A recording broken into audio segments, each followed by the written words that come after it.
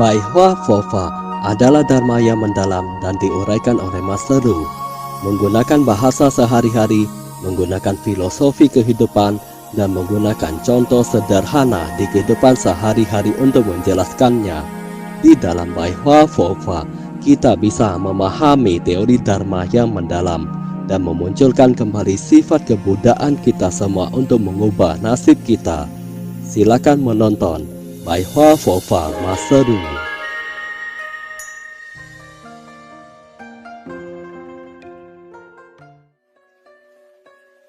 Bai Hua Fofa Guangpo Jiangzuo episode 54. Menaati sila adalah sebuah moralitas. Sila sangatlah penting. Sila adalah akar dari bodhisattva. Segala hal yang diterima oleh semua makhluk. Contohnya, kesulitan, permasalahan, dan penderitaan. Semua itu terjadi karena mereka tidak menaati sila. Contoh sederhana, jika Anda tidak menaati lampu lalu lintas dan menerobos lampu merah, bukankah Anda akan mendapatkan masalah? Kita tidak boleh serakah dan membenci. Akhir dari kebencian adalah bertengkar dengan orang lain. Kita tidak boleh bodoh. Jika kita melakukan hal bodoh, kita akan ditangkap pada akhirnya. Semua itu karena Anda tidak menaati sila. Menaati sila sangatlah penting. Jika Anda tidak menaati sila, maka Anda akan melakukan banyak karma. Orang ini sangat ceroboh. Dia tidak memenulikan apapun. Orang semacam ini sangat mudah mendapatkan masalah. Apa itu sila? Sila bagaikan ada bodhisattva di atas kepalamu. Orang yang menaati sila itu sama dengan ada bodhisattva di atas kepalanya. Beliau akan senantiasa menjaga kita di kepala kita. Orang yang menaati sila tidak akan mencari masalah. Penyebab karma pembunuhan karena manusia tidak menaati sila dan muncullah kebencian. Dia terus membenci hingga akhirnya dia membunuh. Orang zaman sekarang awalnya masih berwelas asih. Baru saja sepasang suami istri ini berjanji untuk menjaga hubungan mereka. Tapi saat terjadi sedikit perselisihan, mereka langsung marah. Kebencian akan menyakiti orang lain.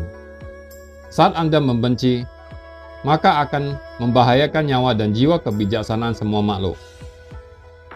Saat Anda menggunakan rasa kebencian untuk hidup di lingkungan masyarakat, Anda akan menimbulkan karma pembunuhan. Seseorang yang terus membenci ini dan itu, dia akan melakukan karma pembunuhan suatu hari nanti. Kita harus memiliki rasa welas kasih yang luas. Tidak peduli apapun yang kita kerjakan, kita harus merasa kasihan pada orang lain. Orang ini sangat kasihan, karena kan ketidaktahuannya. Dia baru melukai Anda dan orang lain.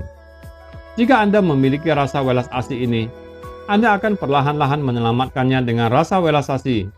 Anda tidak akan membenci orang lain. Perlahan-lahan, Anda akan bisa menghapus noda di hatimu. Saat kita membenci seseorang, maka akan muncul kekhawatiran di dalam diri kita. Ada dua macam balasan untuk karma pembunuhan. Balasan pertama yaitu pendek umur.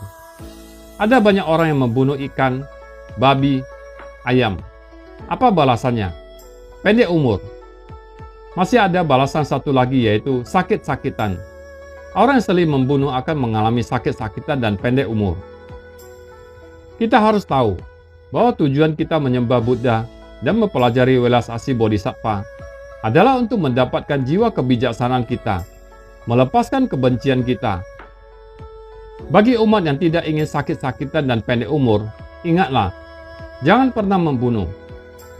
Seseorang yang sering makan daging, dia akan sering membunuh karena setelah dia memakannya, dia akan membunuh binatang lagi.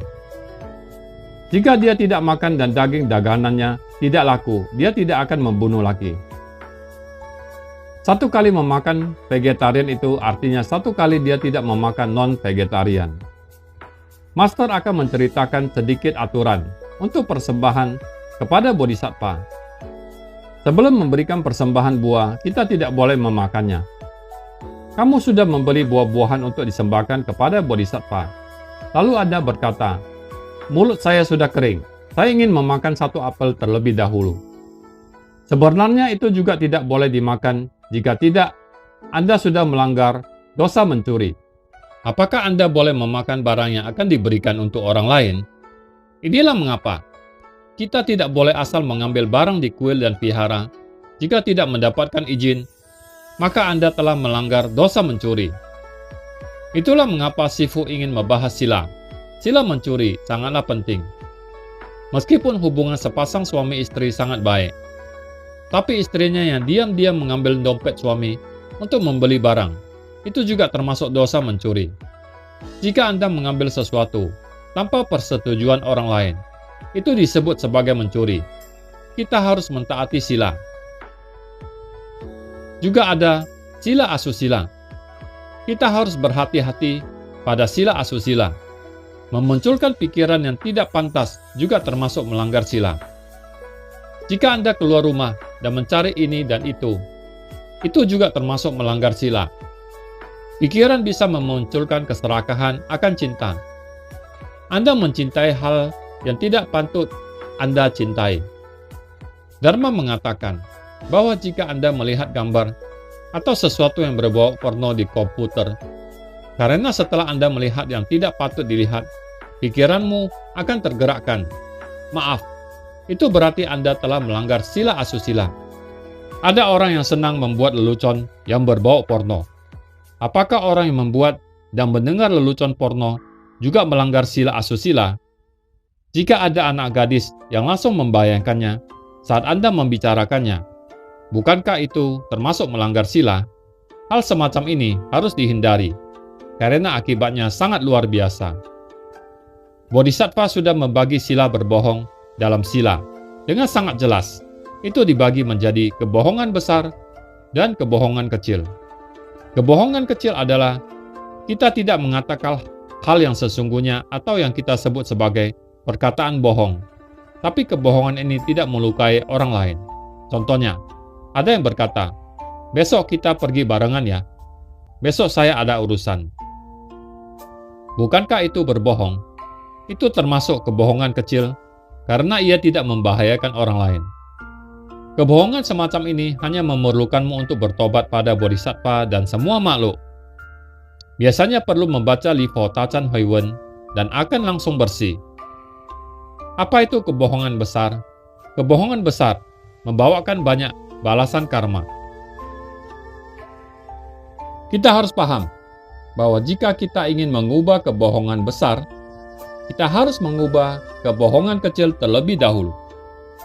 Banyak orang yang berkata, sangatlah sulit jika saya tidak berbohong.